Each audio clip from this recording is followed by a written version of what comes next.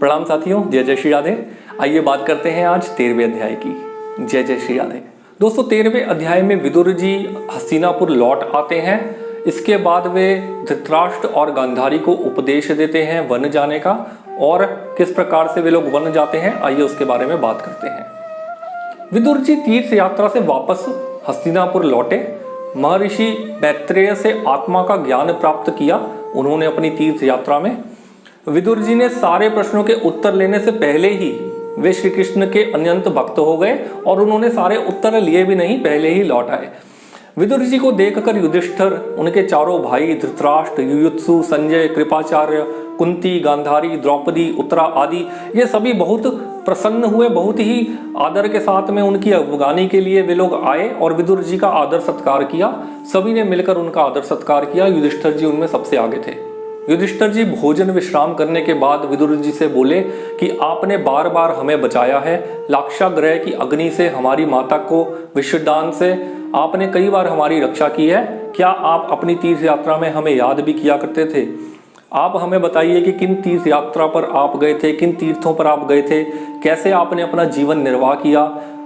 युधिष्ठिर बड़े ललायक होकर पूछते हैं कि आप जरूर द्वारिका भी गए होंगे, वहाँ सब लोग कुशल से तो है ना? अगर नहीं गए थे तो आपने वहाँ की कुशलता के बारे में जरूर सुना होगा, आप हमें बताइए। विदुर जी ने जो कुछ देखा था, सुना था और अनुभव किया था वह सब बता दिया। केवल यदुवंशियों के साथ विनाश की बात नहीं बताई थी ताकि पांडव दुखी ना हों, और वैसे भी होने ही वाली थी वह घटना तो जब यदुवंशियों का विनाश होने वाला था। इसीलिए विदुर जी ने यह बात को छोड़कर बाकी सारी बात युधिष्ठिर जी को बताई। विदुर परीक्षित को देखकर बहुत प्रसन्न हुए। कुछ दिन तक वे हस्तिनापुर में रहे। बात करते हैं विदुर जी के पिछले जन्म की। विदुर जी मार्कंडेय ऋषि के श्राप से 100 वर्ष के लिए शूद्र बने थे। इसके पीछे एक छोटी सी कथा है, तो आइए बात करते हैं इस कथा के बारे में। एक बार मांडव्य ऋषि के आश्रम पर राजा के अनुचरों ने कुछ चोरों को पकड़ लिया, और मांडव्य ऋषि को भी उन्होंने चोर समझकर पकड़ लिया और सूली पर चढ़ा दिया। जब राजा को पता चला कि ऋषि तो चोर नहीं है, तो उन्होंने ऋषि को सूली से उतारकर उनसे क्षमा मांग ली। मांडव्य ऋषि ने जब यमराज के पास जाकर पूछा कि मुझे यह दंड किस बात का मिला था, यानी मुझे जो सूली पर चढ़ाया गया था वो मेरे किन कर्मों का दंड है, यह मुझे बताइए। तब यमराज जी बोले कि आपने लड़कपन में एक टिड्डी को कुश की नोक से छेद दिया था, इसी कारण आपका यह अपराध आपको इस मौके पर ले गया था जहां आपको सूली पर चढ़ा दिया गया था। अब ऋषि बोलते हैं कि इतने छोटे से अपराध का इतना बड़ा दंड, और वो भी लड़कपन में अज्ञानवश मैंने किया था। तब ऋषि ने यमराज को श्राप दिया कि तुम 100 वर्ष के लिए शूद्र बनोगे। मांडव्य जी के इसी श्राप से यमराज ने विदुर के रूप में अवतार लिया, और 100 वर्ष तक वे पृथ्वी पर शूद्र रूप में रहे। विदुर जी ने अपने भाई धृतराष्ट्र से कहा कि भयंकर समय आ रहा है, आप सब ममता त्याग दीजिए, सबसे छिपकर उत्तराखंड चले जाइए। और धृतराष्ट्र ने ऐसा ही किया। इसके बाद गांधारी भी उनके पीछे पीछे चल दी।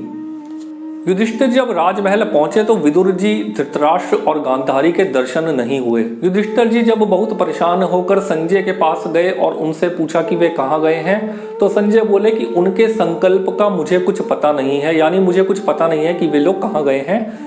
इसी दौरान भगवान नारद जी भी वहां पहुंच गए। तब युधिष्ठिर जी ने नारद जी से ही पूछा कि आप ही हमें बताइए कि धृतराष्ट्र और गांधारी कहाँ चले गए हैं, विदुर जी कहाँ चले गए हैं।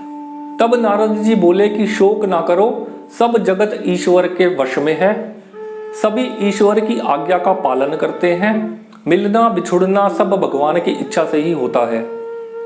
इसके बाद नारद जी बोलते हैं कि हिमालय के दक्षिणी भाग में जहां गंगा जी की 7 धाराएं विभक्त होती हैं, जिसे सप्त स्त्रोत भी कहा जाता है, वहीं ऋषियों के आश्रम पर धृतराष्ट्र, गांधारी और विदुर गए हुए हैं।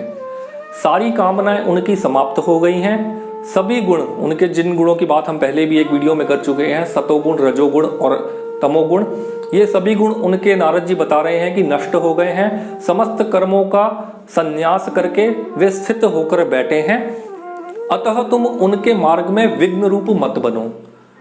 आज से 5वें दिन वे अपने शरीर का परित्याग कर देंगे और शरीर जलकर भस्म हो जाएगा। देखिए, नारद जी तो वैसे भी भगवान के भक्त हैं, स्वयं भगवान के रूप हैं और वो फ्यूचर देख सकते हैं, भविष्य देख सकते हैं। तो उन्होंने ये भविष्य देख करके राजा युधिष्ठिर को ये सारी बातें बता दी। नारद जी बोले कि आज से 5वें दिन वे अपने शरीर का परित्याग कर देंगे और उनका शरीर जलकर भस्म हो जाएगा। गांधारी भी पति का अनुगमन कर कर अग्नि में प्रवेश कर जाएगी। विदुर जी उनके मोक्ष को देखकर बहुत खुश होंगे, बहुत हर्षित होंगे, किंतु उनके जाने के वियोग के कारण दुखी भी हो जाएंगे। इसके बाद वे तीर्थ का सेवन करने के लिए चले जाएंगे। इसके बाद नारद जी स्वर्ग चले गए और राजा युधिष्ठिर ने अपने सारे शोक, सारे संशय त्याग दिए और अपनी प्रजा का पालन करने में लग गए। दोस्तों, यहाँ समाप्त होता है 13वां अध्याय। जय जय श्री राधे।